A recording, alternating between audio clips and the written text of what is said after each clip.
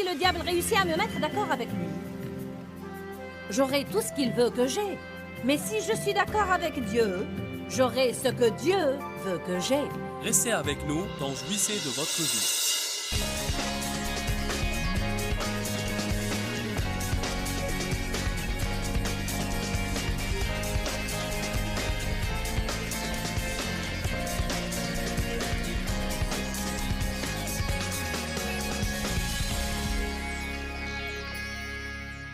La pensée, la bouche, l'humeur et les attitudes. En fait, tout commence dans la pensée, n'est-ce pas? Père, nous te remercions pour ce message sur la pensée. Et puisque tu m'as guidé à partager ce message, alors je crois qu'il y a certainement des personnes qui ont besoin d'avoir la pensée renouvelée et qui ont à renverser régulièrement les mauvaises pensées. Nous commettons une grande erreur en acceptant toute pensée qui nous passe par la tête. Nous devons choisir nos pensées et le faire soigneusement. Je prie que les gens soient dorénavant sélectifs dans leurs pensées et qu'ils ne pensent pas à n'importe quelle chose qui leur passe par la tête, mais à des choses qui sont en accord avec ta volonté, pour qu'ils aient ta plénitude dans leur vie. Je prie que toute personne soit attentive et qu'il n'y ait pas de dérangement dans la salle. Je te remercie, Seigneur, pour les cœurs ouverts à recevoir ta parole, dans le nom de Jésus. Amen. Dites à la personne à côté de vous, qu'est-ce qui te préoccupait dernièrement? Je savais que ça vous ferait tous rire, parce que nous ne voulons raconter à personne ce qui nous préoccupait. Tout d'abord, il y a 3 écritures que vous pouvez noter chez vous. Pas besoin d'ouvrir vos Bibles.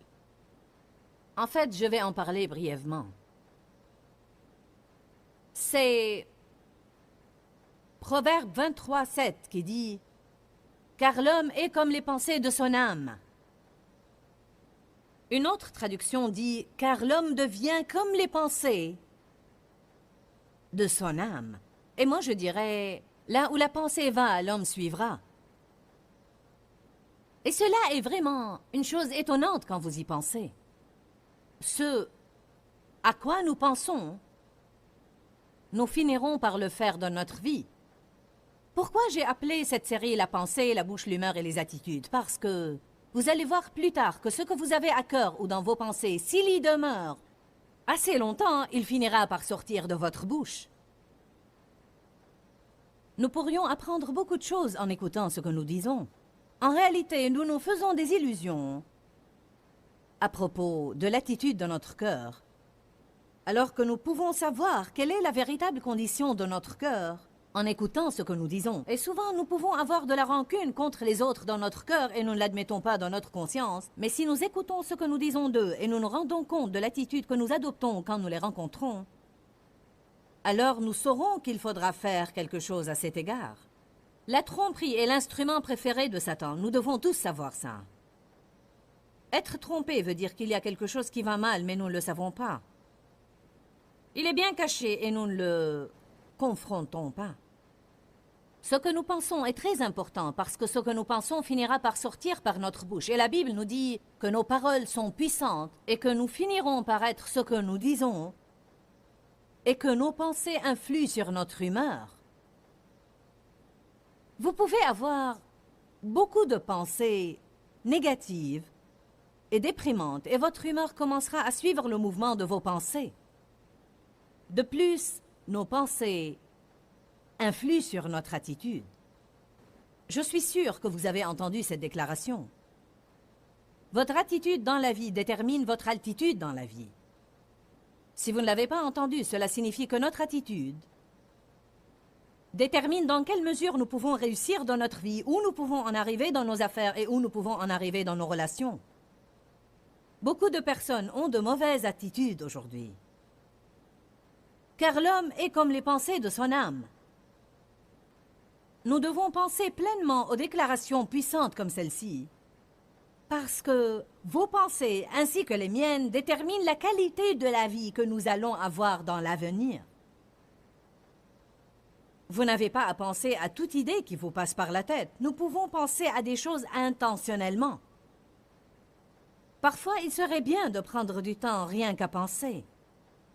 Ensuite, il serait bien de faire des proclamations. Je veux dire par là que vous pouvez penser à des choses et les dire intentionnellement. N'acceptez pas toute pensée que Satan vous met dans la tête et ne permettez pas à tout ce qui vous passe par la tête de sortir par votre bouche. Voilà pourquoi nous avons maintenant des problèmes dans notre vie. Beaucoup d'entre vous, la vie que vous menez maintenant, je parle des personnes présentes dans cette salle et celles assises devant leur télé. Vous n'aimez pas la vie que vous menez maintenant, mais la vie que vous menez maintenant est le résultat des pensées sur lesquelles vous avez médité dans le passé et des paroles que vous avez dites. Ce n'est pas toujours dû à la malchance ou au diable qui vous poursuit.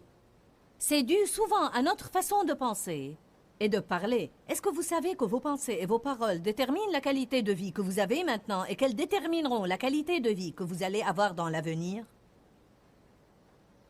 Toute votre vie, je veux que vous reteniez bien ceci. Si jamais vous oubliez tout ce que je dis maintenant, je veux que vous vous rappeliez de ça. Nous allons lire plus tard une écriture qui dit que nous avons à renverser les faux raisonnements. Les renverser veut dire que lorsque vous prenez conscience des fausses pensées que vous avez dans la tête, vous avez à choisir de ne pas y méditer. Combien vous aurez à faire ça et pour combien de temps? Tous les jours, toute votre vie.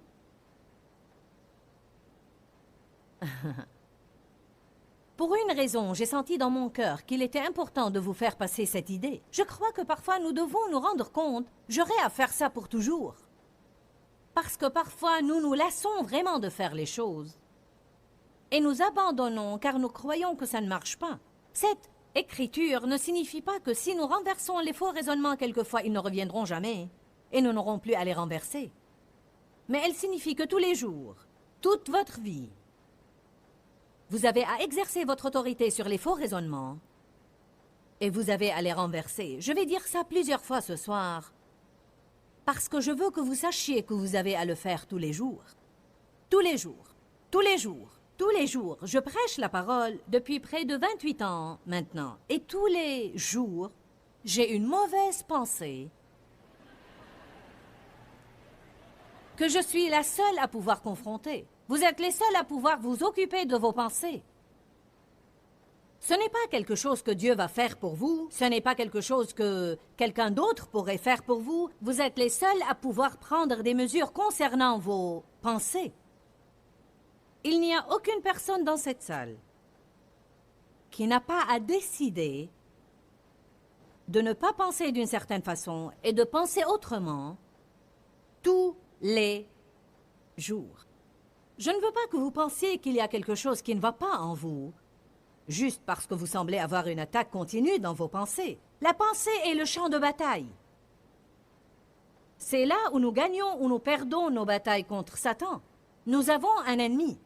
Jean 10:10 dit que le voleur, le diable, vient seulement. Le diable vient seulement pour dérober, égorger et détruire. Mais Jésus a dit, je suis venu afin que vous ayez la vie, que vous en jouissiez, et qu'elle soit en abondance, jusqu'à débordement. Le domaine dans lequel Satan nous attaque, ce n'est pas le seul domaine, mais un des principaux domaines dans lesquels Satan nous attaque sans arrêt est nos pensées. Nous passons par des saisons où les attaques dans nos pensées semblent être plus fortes que dans d'autres saisons. Il y aura des périodes et des moments où vos pensées seront attaquées concernant une certaine relation. Ça fait 36 ans que Dave et moi sommes mariés, mais il y a des fois où le diable lance une attaque dans mes pensées concernant certaines choses que Dave fait qui pourraient m'irriter parfois et ne pas m'embêter d'autres fois. Il se peut qu'un an passe sans que cette chose m'embête. Et je dis, eh bien, béni soit Dieu, Dave est comme ça. Vous savez, alléluia. Et tout d'un coup, c'est comme, je ne peux plus supporter ça. Combien d'entre vous savent ce que je veux dire? Amen? Voici un exemple. Dave aime beaucoup mastiquer. Et il n'en est pas de même pour moi, mais Dave a toujours une mastique dans la bouche. Ça fait 36 ans que Dave fait ça, et je n'ai jamais entendu le bruit de sa mastique. Mais laissez-moi vous dire que ça fait un an que ce bruit me tape sur les nerfs. Quand nous sommes en voiture, nous avons une maison au bord d'un lac, et durant nos allées et nos venues, je fais des études et j'écris mes livres. Nous effectuons un trajet de 2h45, et tout le temps j'entendais... Et c'est comme... Seigneur, s'il ne va pas arrêter de mastiquer bruyamment, je Vous savez, il a ajouté une nouvelle version durant ce dernier voyage. Il a commencé à faire des bulles avec sa mastic. En fait, je veux dire, je suis honnête avec vous. Et vraiment, j'ai prié à propos de cette mastic. Et je lui ai parlé de ça. J'ai même pensé, peut-être que s'il va chez le dentiste, ce dernier lui dirait d'arrêter de mastiquer. Vous savez, ça fait 36 ans que nous sommes mariés et durant les premières 35 années, la mastic ne m'a jamais dérangée. Alors, c'est ce genre de choses qui souvent sont un instrument dans les mains de l'ennemi qui essaye de trouver un moyen de nous embêter, de nous déranger et de causer des problèmes dans les relations. Est-ce que c'est clair pour vous? Êtes-vous d'accord avec moi? Ne prends pas une mastic maintenant, s'il te plaît. C'est bien que Dave me trouve drôle, n'est-ce pas? Alors, nous allons être exposés à des attaques contre nos pensées. C'est un simple exemple, mais ça pourrait être autre chose comme... Tu ne remets pas tout en ordre derrière toi, ou tu regardes beaucoup de sport, ou tu dépenses beaucoup d'argent, ou tu parles beaucoup, ou tu ne parles pas assez. Le diable essaye toujours de nous signaler les défauts des personnes avec qui nous sommes en relation. Pourquoi? Parce qu'il aime les dissensions. Il ne veut pas que nous ayons l'unité, il ne veut pas que nous soyons en harmonie, il ne veut pas que nous ayons la paix. Il veut toujours que nous trouvions un défaut quelconque qui nous énerve chez les autres pour qu'on ne s'entende pas avec eux. Je veux un grand amen. Alors, surveillons nos pensées. Nous devons faire attention à ce qui nous préoccupe et savoir que Satan ne va pas nous aider dans nos relations. Là où la pensée va, l'homme suivra. Nos pensées déterminent non seulement notre avenir, mais elles déterminent aussi le niveau de notre joie et de notre paix. En réalité, si vous n'êtes pas heureux et vous êtes souvent déprimé, peut-être que vous devriez prendre le temps d'examiner vos pensées. Pour être honnête avec vous, je crois que ce sont les pensées négatives qui causent la dépression. Sauf si c'était une dépression médicale, une maladie physique due à des troubles hormonaux ou autres, et vous n'y pouvez rien. Mais à part ça, toute autre dépression résulte primordialement des pensées négatives. Votre humeur ne changera pas, à moins que vos pensées changent. Amen? Ésaïe 26, 3, notez ça chez vous. À celui qui est ferme dans ses dispositions, j'assure une paix parfaite. Si je me préoccupe de ce qui est juste, mon niveau de joie augmentera sûrement. À celui qui est ferme dans ses dispositions, j'assure une paix parfaite. Romains 15, 13, notez ça aussi. Que le Dieu de l'espérance vous remplisse de toute joie et de toute paix dans la foi. Alors, comment puis-je être rempli de la joie et de la paix? Dans la foi. Pas dans le doute. Pas en étant négatif, mais dans la foi. Vous savez c'est quoi avoir la foi? Vous savez ce que cela veut dire tout simplement? Être positif. Interpréter les choses de la meilleure façon. Croire toujours le meilleur de tout le monde. En croyant, nous obtenons ce que nous croyons, ce que nous croyons, ce que nous pensons. Ce sur quoi nous méditons devient une réalité dans notre vie. Satan veut que nous pensions à ce qu'il nous met dans la tête, car non seulement Dieu a un plan pour votre vie, mais le diable aussi a un plan pour votre vie. Le saviez-vous? Non seulement Dieu a un plan pour votre vie, mais le diable a un plan pour votre vie. Non seulement Dieu a un plan pour mon ministère, mais le diable a un plan pour mon ministère. Allez maintenant. Satan veut que je sois d'accord avec lui, parce que la Bible dit que quand deux s'accordent, leur accord détient une puissance. Alors si le diable réussit à me mettre d'accord avec lui, j'aurai tout ce qu'il veut que j'ai. Mais si je suis d'accord avec Dieu, j'aurai ce que Dieu veut que j'ai. Je crois qu'il y a des personnes présentes dans cette salle et des personnes assises devant leur télé. Il faut que vous décidiez ce soir. Pendant que vous regardez ce programme, vous devez décider aujourd'hui avec qui vous allez vous mettre d'accord. Plusieurs d'entre nous aident le diable à les détruire. Parce que nous acceptons les pensées qu'il nous met dans la tête et nous les déclarons par notre propre bouche et nous nous accordons avec lui alors qu'il faut nous accorder avec Dieu. Romains chapitre 8, verset 5 confirme cette déclaration. Là où la pensée va, l'homme suivra. Écoutez ce que dit la Bible amplifiée. Ceux qui vivent selon la chair et qui sont dominés par ses désirs impies s'affectionnent à et cherchent les choses qui satisfont la chair. Tandis que ceux qui vivent selon l'esprit et qui sont dominés par les désirs de l'esprit s'affectionnent aux choses qui font plaisir au Saint-Esprit. Alors cette écriture dit tout simplement que si nous marchons dans la chair, c'est parce que nous sommes préoccupés par les choses de la chair. Et si nous marchons dans l'esprit, c'est parce que nous sommes préoccupés par les choses de l'esprit. Savez-vous que je ne vais pas avoir une grande dispute avec mon mari sans avoir médité au préalable sur toutes les choses qui m'embêtent en lui? Amen. Il n'y a pas beaucoup de choses qui méritent en Dave, mais je me sers de ma vie comme exemple.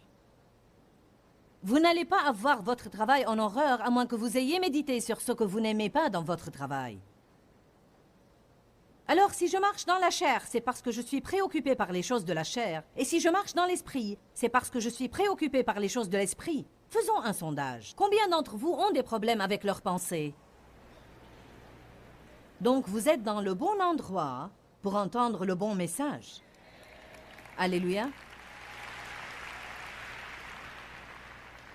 Beaucoup pensent qu'ils sont des vauriens. Vous pensez que vous êtes sans valeur. Vous croyez que vous commettez trop d'erreurs pour que Dieu veuille vraiment coopérer avec vous ou jamais se servir de vous.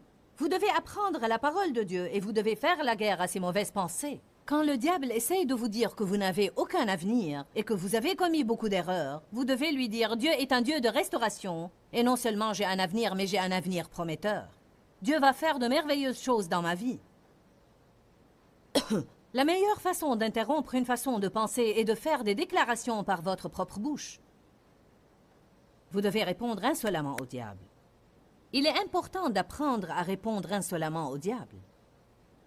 Tous les jours de ma vie, je suis attaqué par des pensées qui, je sais, ne sont pas en accord avec la parole de Dieu, et j'ai à déclarer par ma propre bouche ce que la parole de Dieu dit. Ceci interrompt ces pensées et empêche Satan de me remplir la tête de ses ordures. Nos pensées créent un moule pour nos actions. Je veux que vous imaginiez cela avec moi. Imaginez une bétonnière, un camion plein de béton. Vous connaissez tous les camions de béton. La partie arrière de ces camions est pivotante et elle est toujours en rotation pour empêcher le béton de se solidifier, alors elle le garde toujours en mouvement. Alors imaginez un camion plein de béton. Ce béton va prendre finalement la forme du moule dans lequel il sera versé. Ce camion pourrait être utile à quelqu'un qui a besoin de faire une allée dans son jardin. Mais on ne va pas tout simplement verser ce béton dans le jardin de cette personne en espérant qu'une allée se formera. Un moule est censé être déjà disposé pour y verser le béton. Peut-être qu'il va être versé dans le moule d'une cour intérieure, ou peut-être un mur de soutien, une allée, une rue ou les fondations d'une maison. Le béton ne peut prendre aucune forme à moins qu'il soit versé dans un moule. Alors nos pensées sont comme ce moule. Nos pensées créent une forme dans laquelle Dieu répand sa puissance pour accomplir une œuvre dans notre vie. De même, nos pensées peuvent créer une forme pour Satan afin qu'il verse sa puissance maléfique dedans pour accomplir de mauvaises œuvres dans notre vie. Par exemple, si je pense longtemps ou souvent au mal qu'une personne quelconque a commis envers moi, comment elle m'a blessé, elle a fait des commérages sur moi, elle m'a menti ou m'a dit des mots blessants, il me serait quasiment impossible de la traiter bien ou comme si de rien n'était quand je la rencontrerai. Beaucoup de personnes ont des mauvaises pensées des autres et ils essayent d'être en relation avec eux. Ceci est impossible. C'est impossible. Mes pensées sont une graine que je sème qui crée une attitude en moi, une attitude qui se manifeste à travers mes actions. Je veux que vous disiez avec moi, mes pensées sont une graine que je sème pour récolter une attitude qui devient plus tard une action. Faites bien attention comment vous pensez des autres personnes. Il vous serait impossible, je vais répéter ça, il vous serait impossible de traiter les gens autour de vous avec bonté, amour et gentillesse si vous avez envers eux des pensées négatives et des pensées méchantes. Parce qu'en fait, nous croyons que nos pensées sont cachées et que personne n'en est conscient, mais elles vont se manifester. Nos pensées se manifestent à travers nos attitudes et notre langage corporel. Elles se manifestent à travers nos paroles et elles se manifestent à travers nos actions. La Bible dit dans 2 Corinthiens chapitre 10 que nous avons à renverser les fausses pensées et les faux raisonnements qui ne sont pas en accord avec la parole de Dieu. Alors vous avez à exercer votre autorité sur vos pensées. Vous êtes responsable de vos pensées. Pensez à ce que je viens de dire. Vous êtes responsable de vos pensées. Vos pensées déterminent votre avenir et votre niveau de joie et de paix également. Jésus est mort afin que vous jouissiez de votre vie, que vous ayez la paix, que vous marchiez dans la justice et que vous jouissiez de toutes bonnes choses que Dieu veut que vous ayez. Mais la Bible nous dit dans Romains 12:12 que nous avons à renouveler nos pensées selon la parole de Dieu. Pourquoi, Seigneur, pourquoi? Dans ce livret, Joyce Meyer nous enseigne à travers la parole comment être délivré de la confusion. Pour obtenir ce livret gratuitement, écrivez-nous à Joyce Meyer, boîte postale 40095-6300, Larnaca, Chypre. Ou bien visitez notre site web www.joycemeyer.org/fr.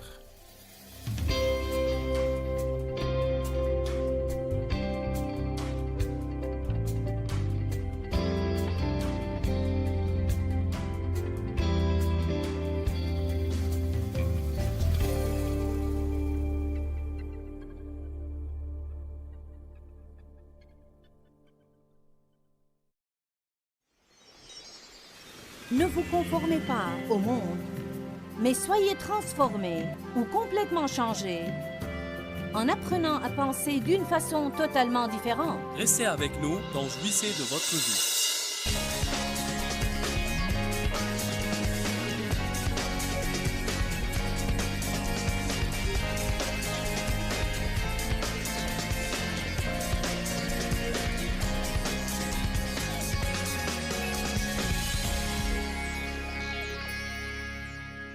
Vous devez rester au lit le matin avant de vous lever et décider de penser à ce qui est juste. Je vais parler de ça dans quelques minutes parce que je crois vraiment que Satan tente d'accéder à nos pensées avant que nous soyons bien réveillés. Nous pouvons, pour ainsi dire, mal commencer notre journée et nous lever du pied gauche. Vous devez examiner vos pensées et vous devez choisir vos pensées soigneusement. Les pensées déterminent le résultat de notre vie. J'ai écrit sur mes notes « Wow! Quelle déclaration! Il faut méditer dessus. » Les pensées déterminent le résultat de notre vie. Vous dites « Joyce, tu as poussé ça trop loin. » Le croyez-vous? Allez à Romains chapitre 12.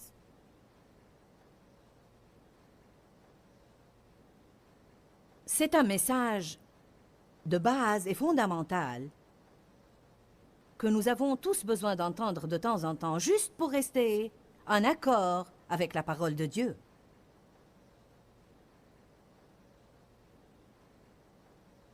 Romains 12, verset 2. « Ne vous conformez pas au monde présent et ne vous adaptez pas à ses coutumes extérieures et superficielles, mais soyez transformés par le renouvellement de votre jugement et de votre pensée, pour pouvoir discerner quelle est la volonté de Dieu, ce qui est bon, ce qui lui plaît, ce qui est parfait et agréable à ses yeux. » Donc, je vais simplifier ça.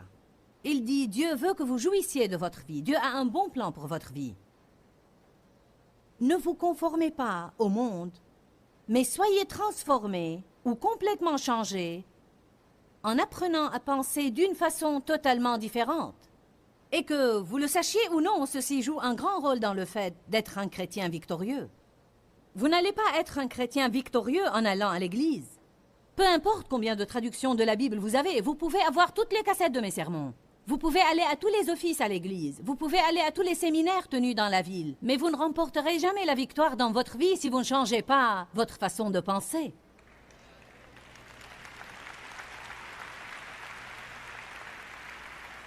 Cela m'exaspère vraiment Quand je pense à toutes les années durant lesquelles j'ai essayé de servir le Seigneur et personne ne m'a dit ça. Personne ne m'a jamais dit ce que je suis en train de vous dire. Je crois que c'est une tragédie. Je demande au grand nombre de personnes, aux millions qui nous regardent partout dans le monde, combien d'entre vous n'ont jamais entendu ça? Que Dieu a un bon plan pour votre vie et que le fait de répondre à l'appel et de recevoir Christ comme votre propre sauveur n'est pas la fin, mais c'est le début d'une nouvelle vie. Il y a plein de choses à faire après ça. La façon dont vous pensez de vous-même influe sur ce que Dieu peut faire à travers vous. Alors certains d'entre vous doivent renouveler la façon dont ils pensent d'eux-mêmes. Vous devez penser différemment à votre passé. Vous devez penser différemment à votre avenir. Vous devez voir vos finances d'une façon différente. Arrêtez de vous regarder dans le miroir et de dire « tu es laid, tu es ceci, tu es cela » et autre chose. N'ayez pas des pensées de raté. Ne vous dites pas « je ne peux pas ». Mais dites plutôt « je peux tout faire ». Si Dieu m'appelle à faire ceci, alors je peux le faire. Si vous pensez de cette façon, c'est ce qui va sortir de votre bouche. Vous n'allez pas dire « je ne peux pas faire ça, c'est très difficile, c'est trop ». Vous vous retrouverez en train de dire « je peux faire tout ce que j'ai besoin de faire ». Je sais que je ne peux pas le faire par moi-même, mais si Dieu m'appelle à le faire, alors je suis capable de le faire. Ne dites pas à quelqu'un « je ne pourrai jamais m'entendre avec toi ». Mais regardez-le et dites « je vais apprendre à m'entendre avec toi ».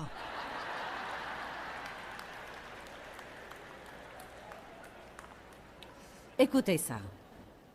Le mot « conformer » signifie avoir la même forme que, être en harmonie avec, être en accord avec, s'adapter à. Il dit « ne vous conformez pas au monde présent ». Alors il dit « ne prenez pas la forme de ce monde. N'adoptez pas l'attitude du monde. N'agissez pas comme le monde. Ne ressemblez pas au monde. Ne vous adaptez pas au monde. Mais soyez transformés. » Le préfixe « trans » signifie se déplacer d'un endroit à un autre. Alors, je crois qu'il y avait une compagnie de transport aérien, je ne sais pas si elle existe toujours, qui s'appelait Transatlantic Airlines.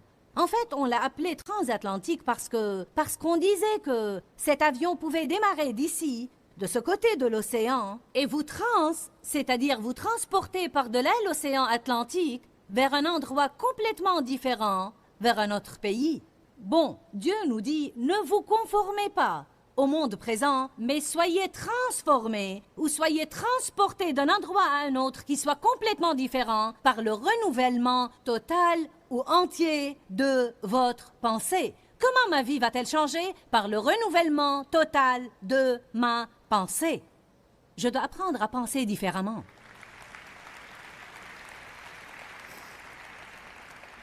Le mot « transformer », j'aime ça, signifie prendre une forme totalement différente, changer totalement l'apparence de ou se convertir. J'aime ça parce que nous disons que tel et tel nombre de personnes s'est converti ce soir. En fait, ce qui s'est passé, c'est qu'ils ont eu l'occasion d'avoir toute une nouvelle vie. Mais s'ils se conforment au monde au lieu d'être transformés par le renouvellement de leurs pensées, ils ne jouiront jamais de ce que Jésus est mort pour leur donner. Je suis en mission. J'ai souffert pour des années en tant que chrétienne.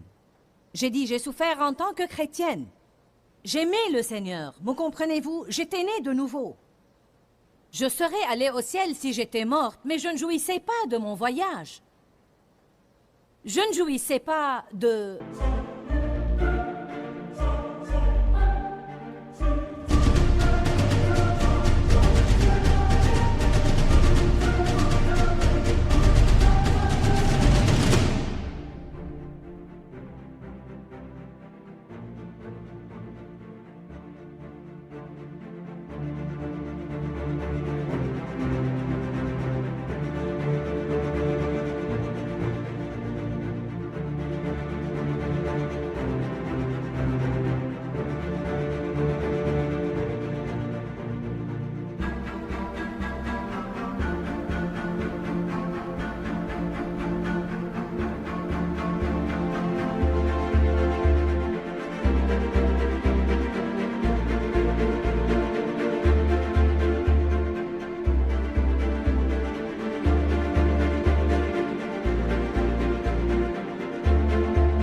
ma vie.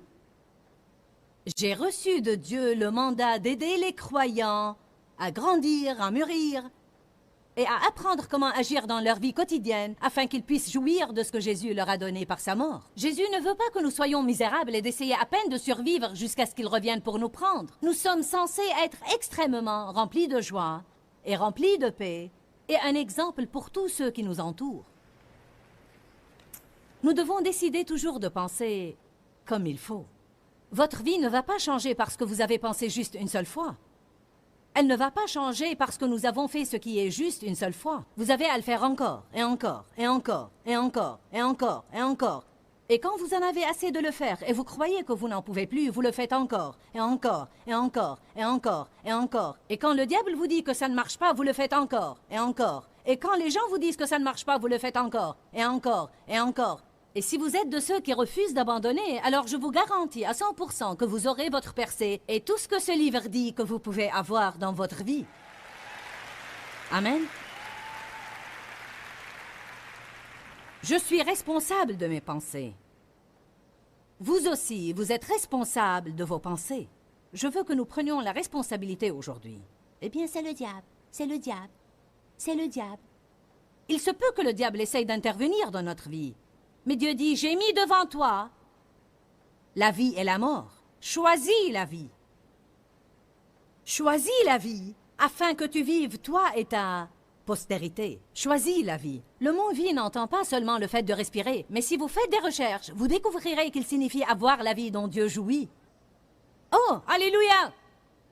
Je me demande combien Dieu est heureux ce soir. Je me demande combien il est rempli de paix ou combien il est prospère. Je me demande combien il est content. J'ai mis devant toi la vie et la mort. Choisis la vie. Décide d'avoir le genre de vie dont Dieu jouit. Nous devons être responsables et nous devons rendre des comptes. Je vais vous parler du mot responsable parce que nous vivons aujourd'hui dans une société dans laquelle les gens ne veulent pas être responsables. Cela signifie qu'ils veulent faire de mauvais choix sans en subir les conséquences. Mais ça ne marche pas. J'aurai à répondre de mes pensées, tôt ou tard, d'une façon ou d'une autre, parce que le mot responsable signifie que je vais rendre des comptes. Il signifie aussi que je vais subir les conséquences dans ma vie à un moment donné. Être responsable veut dire que vous ne pouvez pas éviter les conséquences des choses. Certains d'entre vous et de ceux qui sont assis devant leur télé n'aiment pas du tout ce qui se passe dans leur vie maintenant. Mais la réalité, c'est que vous êtes maintenant en train de rendre compte des différentes choses que vous avez faites dans le passé, alors que vous saviez peut-être en votre fort intérieur que vous n'étiez pas censé les faire, mais vous aviez espéré pouvoir vous en sortir.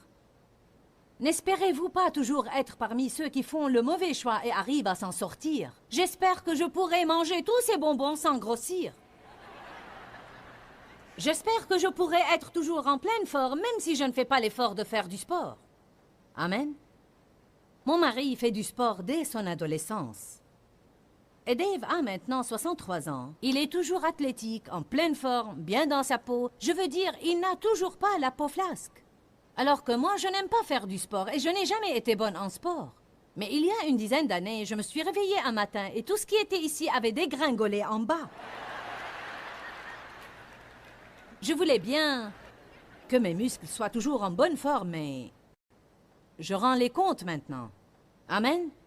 Vous comprenez ce que je dis, n'est-ce pas?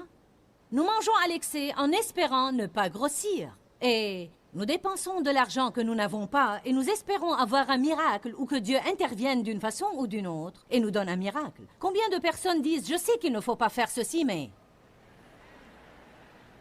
Je sais qu'il ne faut pas dire cela, mais… Ni agir comme ça, mais… Je sais que je dois te pardonner, mais… C'est comme si nous disions « Je suis en train de faire un mauvais choix, mais j'espère pouvoir en sortir. » Allez maintenant, je prêche bien ce soir.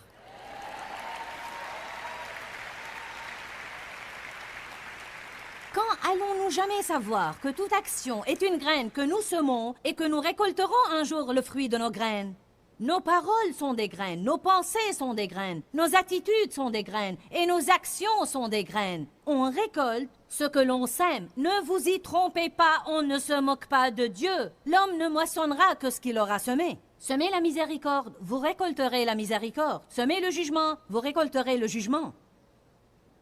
Si vous êtes gentil avec les gens, quelqu'un sera gentil avec vous. Si vous subvenez aux besoins des autres, quand vous aurez besoin de quelque chose, vous aurez semé des graines et Dieu vous fera récolter dans votre vie. Je vous dis, si vous n'aimez pas votre vie maintenant, occupez-vous à semer de bonnes graines et je vous dis, après 4 ou 5 ou 6 ans, vous allez aimer votre vie.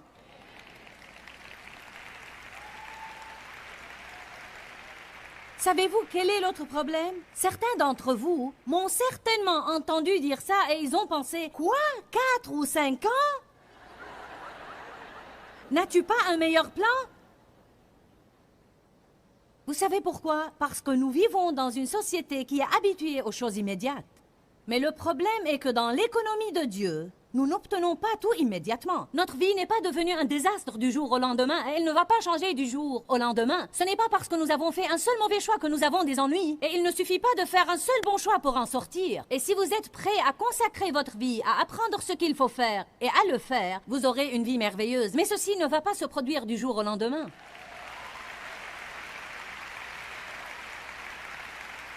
Une des choses que vous aurez à faire est d'écouter de tels enseignements.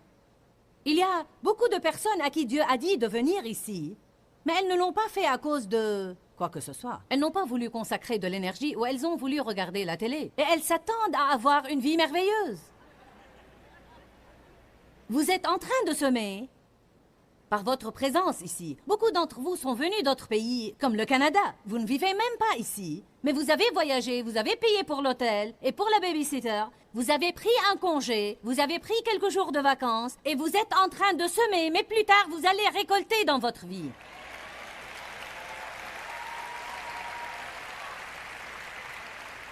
Nous devons arrêter de penser que nous devons obtenir tout gratuitement ou juste en espérant.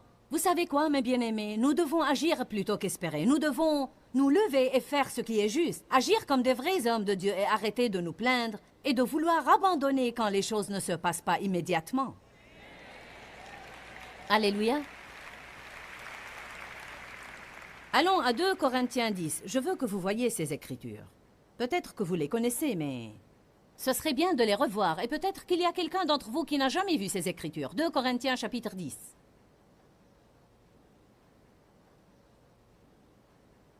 « 2 Corinthiens 10, 3 à 5. Si nous marchons et nous vivons selon la chair, nous ne combattons pas selon la chair en nous servant d'armes humaines, car les armes avec lesquelles nous combattons ne sont pas simplement humaines, elles ne sont pas charnelles, mais elles sont puissantes par la vertu de Dieu pour renverser des forteresses. Oui, nous renversons les arguments. Le diable va argumenter contre vous. Les théories, les raisonnements. Le diable veut que vous restiez assis à essayer de comprendre les choses. Pourquoi, Dieu, pourquoi? Quand, Seigneur, quand? Et si vous pensez à faire une bonne œuvre, le diable vous exposera toutes les raisons pour lesquelles vous ne devez pas la faire. Nous renversons les raisonnements et toute hauteur qui s'élève contre la connaissance de Dieu, et nous amenons toute pensée, et nous amenons toute résolution captive à l'obéissance de Jésus-Christ. Il dit, toute pensée qui vous passe par la tête, et qui n'est pas en accord avec la parole de Dieu, nous la rendons prisonnière, et nous l'éloignons pour qu'elle puisse être changée et devienne obéissante à Jésus-Christ. Si nous commençons à faire ça, je vais être honnête avec vous. Au début, dans les années 70, quand Dieu a commencé à m'apprendre ces choses au sujet de la pensée, je me sentais épuisée à la fin du jour à force d'avoir renversé des pensées. Parce que ma pensée était un gâchis. Je renversais une pensée et elle revenait. J'ai dit finalement au Seigneur, « Comment? Comment puis-je faire ça? Je ne comprends pas. Chaque fois que je renverse une mauvaise pensée, elle revient. Je la renverse et elle revient. Je la renverse et elle revient. Je ne savais pas ça. Mais le Seigneur m'a dit, c'est très simple, Joyce, pense à autre chose. »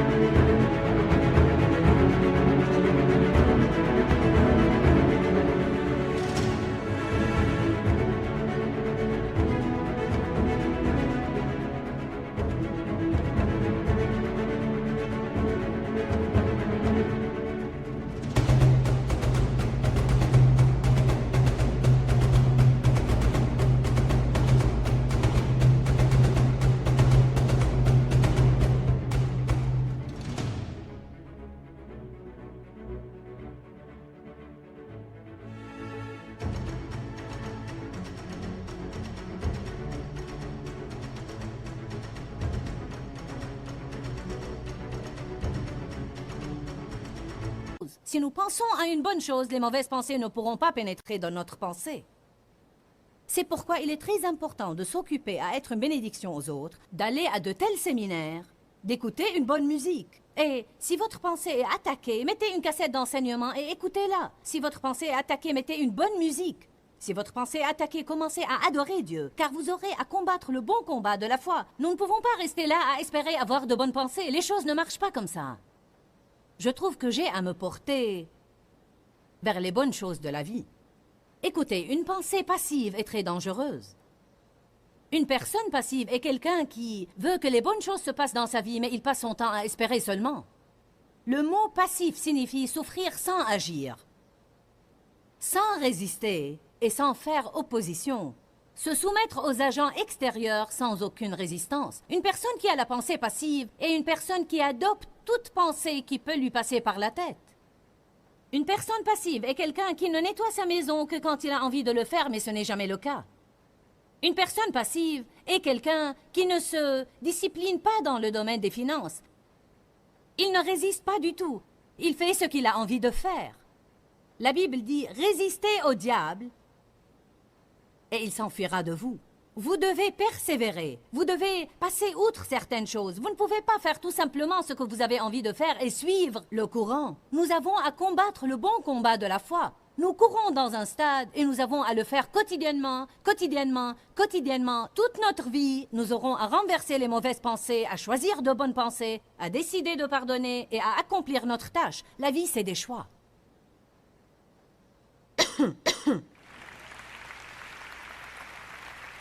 Pendant le temps qui me reste, je vais vous parler de la pensée de Christ et du fait d'ajuster nos pensées. Tout d'abord, Colossiens 3 dit « Concentrez votre attention sur les choses d'en haut ». Nous n'allons pas ouvrir nos livres afin de gagner du temps, mais il dit « Affectionnez-vous aux choses d'en haut et non à celles qui sont sur la terre, car vous êtes morts et votre vie est cachée avec Christ en Dieu. » C'est quoi une façon de penser? Une façon de penser signifie se préparer d'avance à des mesures qu'on veut pouvoir prendre plus tard. Nous pouvons nous préparer convenablement à faire face à une situation difficile en décidant d'avance. Quelles que soient les circonstances, nous pouvons le faire. Dave, mon mari, me dit souvent qu'il n'a pas du mal à faire face à certaines situations ou circonstances parce qu'il sait décider à l'avance comment les affronter.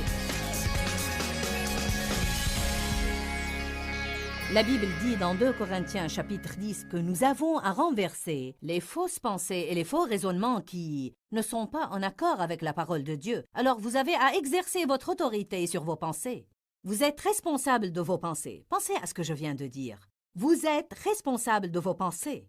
Vos pensées déterminent votre avenir et votre niveau de joie et de paix également. Jésus est mort afin que vous jouissiez de votre vie, que vous ayez la paix, que vous marchiez dans la justice et que vous jouissiez de toutes bonnes choses que Dieu veut que vous ayez. Pourquoi, Seigneur, pourquoi?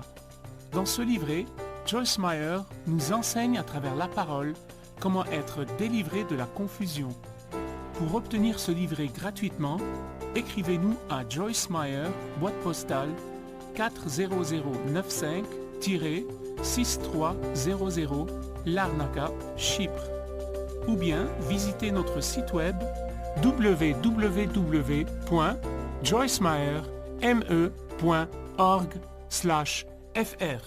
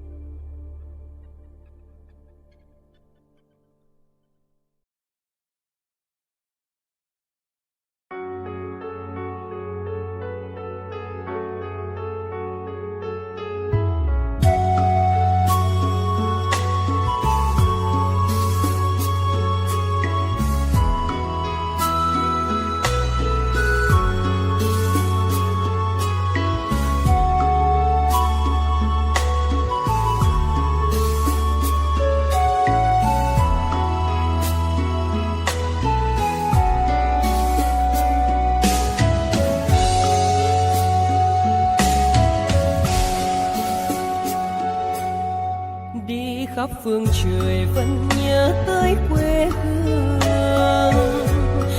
Người về đây thăm làng Trù quê mẹ và làng Sen quê cha, xúc động bồi hồi người rơi giọt lệ, thương mái nhà tranh thương đất.